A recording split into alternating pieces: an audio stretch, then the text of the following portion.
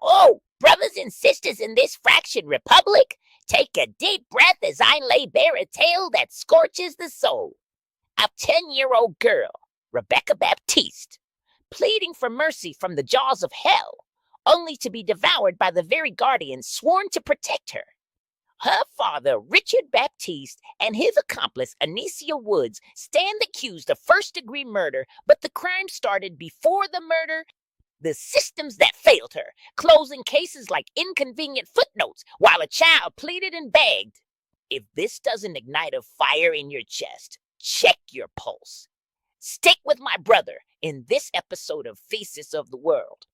He will expose the truth, fact by blistering facts. Hit subscribe now and help grow this channel. Serious grown man in the studio, giving you my thesis, not the trends. That's my lane, and I'm driving in it. No shortcuts, just necessary stops along the way. Listen while you drive, and when you hit that red light, smash like and subscribe.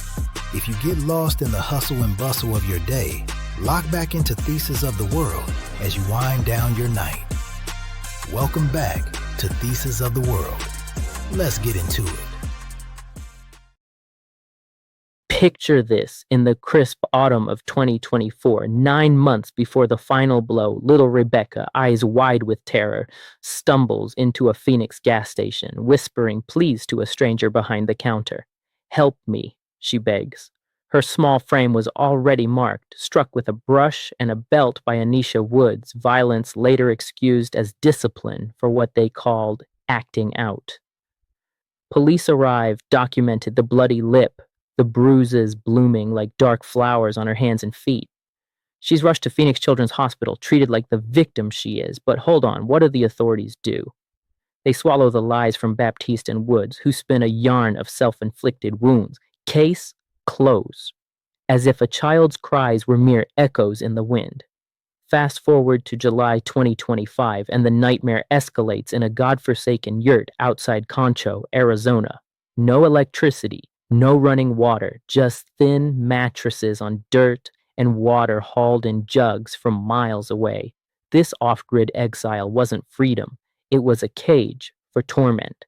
Rebekah, weakened to the point she couldn't sip from a straw, jumps from a window and flees into the wilderness. A desperate bid for escape. Yet Woods, with her so-called nursing background, deems her fine. While burn marks scar her skin, toenails ripped away, hair torn out, a brain hemorrhage brewing like a storm. What would you do if you saw this? Would you stand idle? Let's take a listen at the harrowing 911 calls. From July the 27th, the day little Rebekah lay unresponsive, her life slipping away. 911, what's the location of your emergency? Hey, Rose.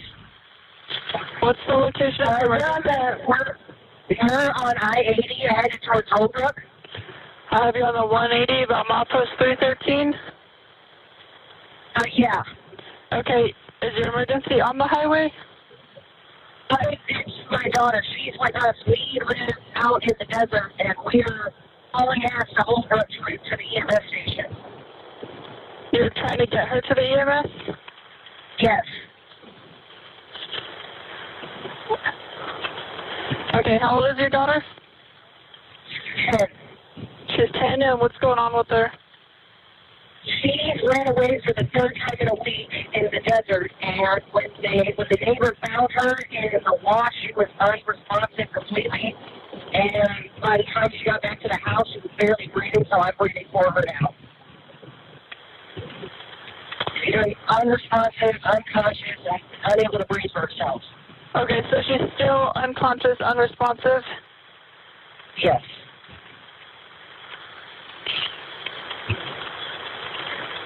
Is she breathing?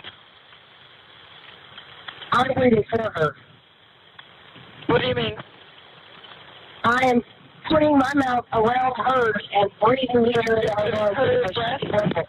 Yes.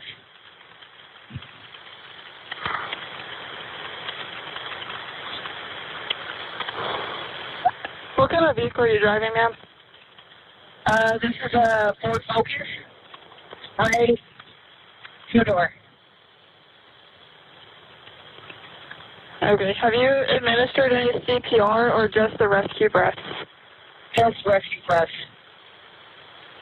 Okay, 1 second for me while I get EMS paged out to you. I need you to pull over so that I can page him out to you and we can start CPR. Would it be easier if we just, is it going to be faster if we just keep going? Because we're almost to Holbrook. I understand that. I need you to pull over so I can have EMS meet you. As you heard, Wood styles in, posing as the mother, her voice devoid of urgency. As a parent and former law enforcement officer, my intuition is to instantly get a remedy and help for the medical emergency, not to discuss her behavior that has her in a medical emergency. Are you kidding me? You are discussing. She's been running away. I'm giving her breath, but no chest compressions.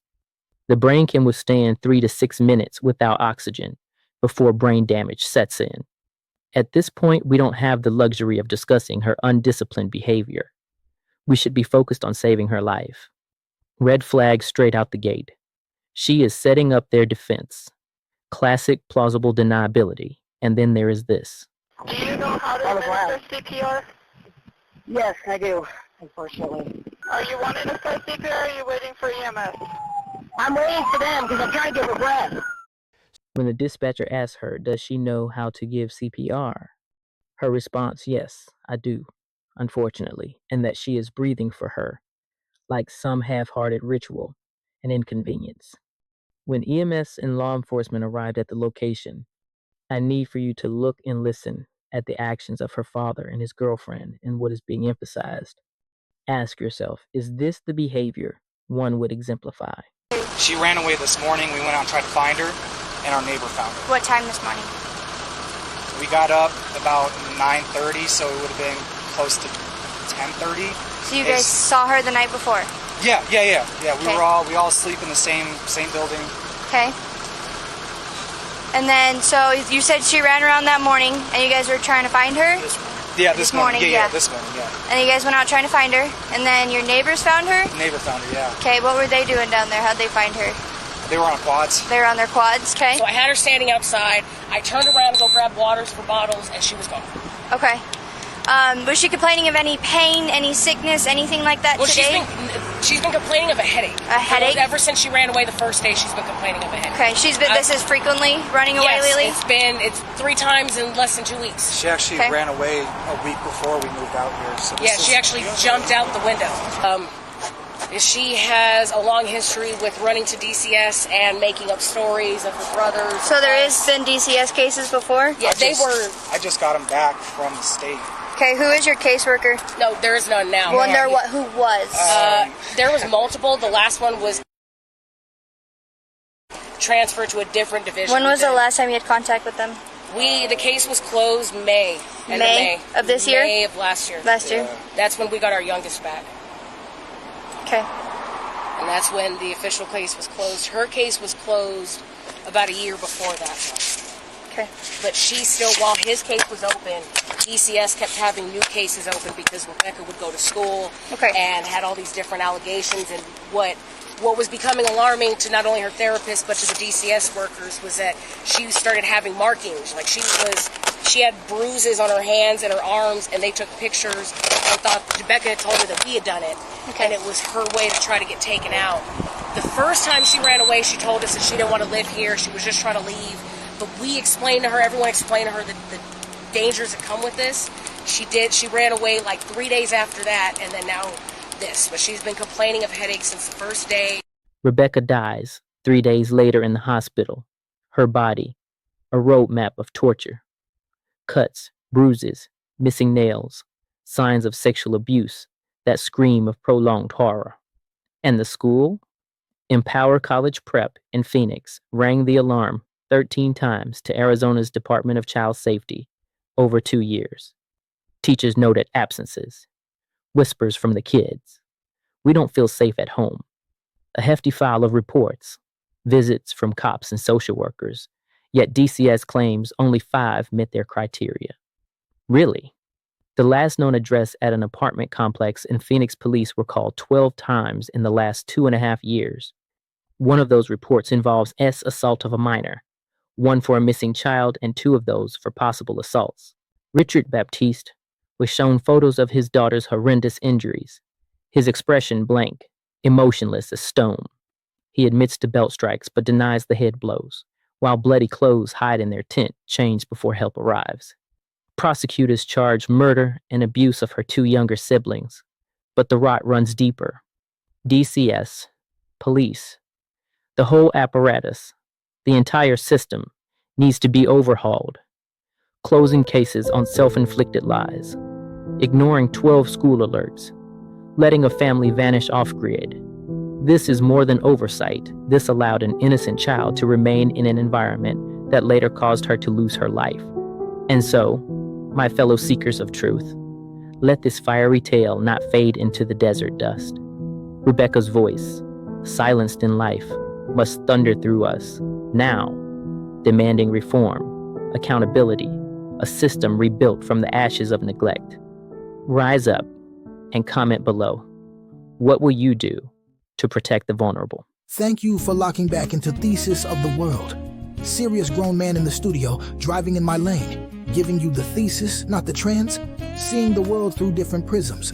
If this helped you see this diaspora a little clearer, or made you pause and rethink, pass along my coordinates. And most important, smash like and subscribe. Don't exit without choosing a direction. It helps grow this platform. And the algorithm will respond in kind by pushing this to more like-minded viewers. Until we meet again, let the echoes of freedom break through the silence and the chaos. Remind them who we are, and that we will never surrender, even if we surrender to ourselves for a short period of time. I'll see you at the next stop, and I'm out.